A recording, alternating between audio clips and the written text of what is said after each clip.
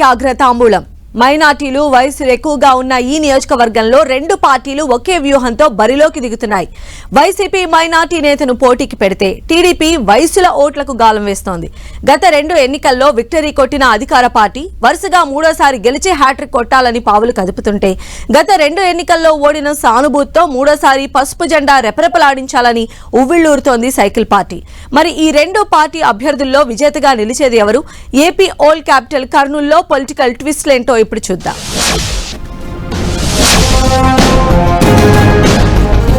రాయలసీమ ముఖద్వారం కర్నూలు. తుంగభద్ర తీరాన ఉన్న ఈ నగరం ఒకప్పటి ఏపీ రాజధాని. ఇప్పటికీ రాష్ట్ర రాజకీయాల్లో కర్నూలు జిల్లా నేతల ఆధిపత్యం కొనసాగుతూ ఉంటుంది. 1952లో ఏర్పడిన కర్నూలు నియోజకవర్గంలో కాంగ్రెస్ కమ్యూనిస్టులకు మంచి పట్టుంది.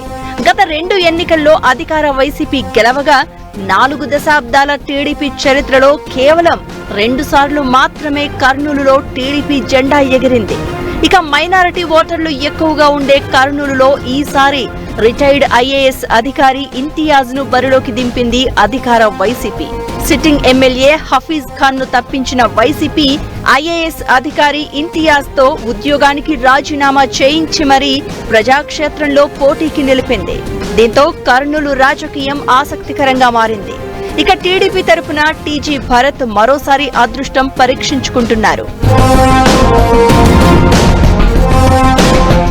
కర్నూలు అసెంబ్లీ రాజకీయం జిల్లా రాజకీయాల్లోనే ప్రత్యేకంగా నిలుస్తోంది. కర్నూలు సిటీలో పాగా వేయడం ప్రతిష్టాత్మకంగా భావిస్తాయి పార్టీలు. 1952లో ఇక్కడ తొలిసారి ఎన్నికలు జరిగాయి.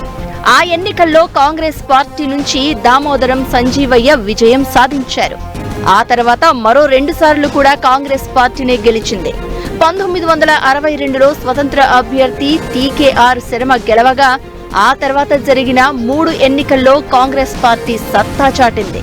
1983లో తొలిసారి టీడీపీ ఇక్కడ పాగా వేసింది. ఆ ఎన్నికల్లో గెలిచిన రామ్ భూపాల్ చౌదరి మంత్రిగా పనిచేశారు.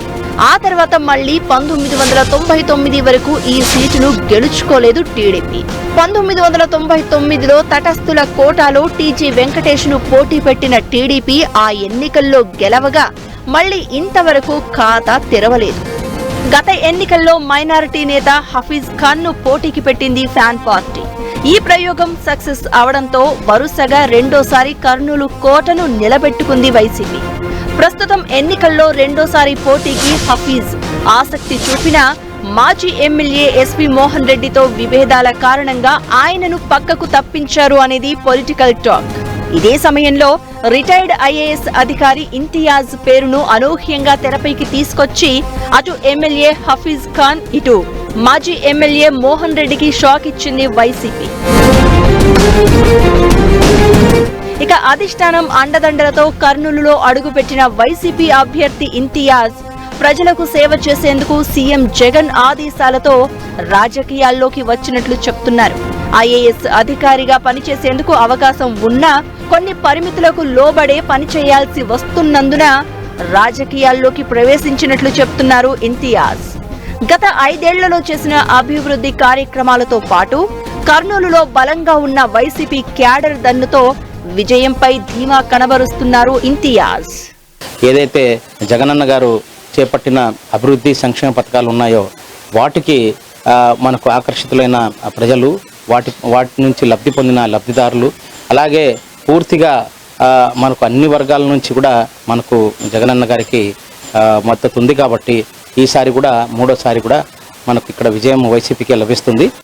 రాజకీయాల్లోకి కొత్తగా వచ్చిన ఇంతియాజ్ కు పార్టీలోని వర్గ విభేదాలు కలవరం పుట్టిస్తున్నట్లు చెబుతున్నారు. సిట్టింగ్ ఎమ్మెల్యే, మాజీ ఎమ్మెల్యే ఎస్పీ మోహన్ రెడ్డి వర్గాలు ఎంతవరకు సహకరిస్తాయనే సంశయంతో ఆందోళన చెందుతున్నట్లు ప్రచారం జరుగుతోంది. ఇక టీడీపీ అభ్యర్థిగా బరిలోకి దిగుతున్న టీజీ భరత్ దూకుడుగా ప్రచారం చేస్తున్నారు. గత ఎన్నికల్లో సుమారు 5,000 ఓట్ల తేడాతో ఓడిపోయిన టీజీ భరత్ ఈసారి సానుభూతి ఓట్లపై ఆశలు పెట్టుకున్నారు. టీజీ భరత్ తండ్రి మాజీ మంత్రి టీజీ వెంకటేష్ గతంలో మంత్రిగా 2 సార్లు కర్నూలు ఎమ్మెల్యేగా పనిచేశారు. 2014 ఎన్నికల్లో పోటీ చేసి ఓడిపోయిన వెంకటేష్ 2019లో తన కుమారుడు భరత్ ను బరిలోకి దింపారు.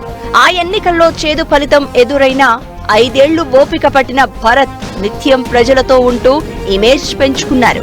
ఈసారి ఎలాగైనా కర్నూలులో గెలుస్తాను అని ధీమా వ్యక్తం చేస్తున్నారు. అసలు కర్నూలు వాసి కాదు, నాన్ లోకల్, నేను పక్కా లోకల్.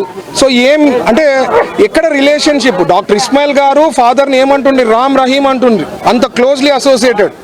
అసలు పాపం ఆయనకు అన్యాయం చేసినట్టే నా ప్రకారం. ఆయనకు మంచి సర్వీసు, హ్యాపీగా ఉండిండొచ్చు.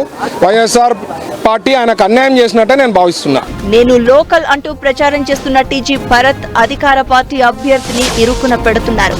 యువకుడిగా ప్రజలకు సేవ చేసే అవకాశం ఇవ్వాలని కోరుతున్నారు. ఇదే సమయంలో వైసీపీ అభ్యర్థిగా పోటీ చేస్తున్న ఇంతియాజ్ తనకు ప్రత్యేకమైన అభివృద్ధి మోడల్ ఉందని, ఐఏఎస్ అధికారిగా పనిచేసిన తనకు ఛాన్స్ ఇస్తే కర్నూలు రూపురేఖలే మార్చేస్తానంటున్నారు. ఇలా 2 పార్టీల అభ్యర్థులు శక్తి వంచన లేకుండా ప్రచారం చేసుకోవడం, గెలుపుపై ధీమా వ్యక్తం చేయడంతో ఫలితం ఎలా ఉంటుందనే ఉత్కంఠ పెంచేస్తోంది. వాస్తవానికి కర్నూలులో ముస్లిం ఓట్లు ఎక్కువ. ఆ తర్వాత ఎస్సీలు, వైశ్యులు కూడా గణనీయంగానే ఉన్నారు. రెడ్డి, బలిజ, బోయ సామాజిక వర్గాల ప్రభావం కూడా ఫలితాలను ప్రభావితం చేసే స్థాయిలోనే ఉన్నాయి. ఈ లెక్కల్లోనే వైసీపీ మైనారిటీని, టీడీపీ వైశ్య సామాజిక వర్గం నేతను పోటీలోకి దించాయి. 2 పార్టీలు సామాజిక కోణంలో పకడ్బందీగా పావులు కదుపుతూ ఉండడంతో ఎవరి వ్యూహం ఫలిస్తుందనేది ఆసక్తికరంగా మారింది. మొత్తానికి కర్నూలులో గెలుపు ఏ పార్టీకైనా సవాలేనని చెబుతున్నారు.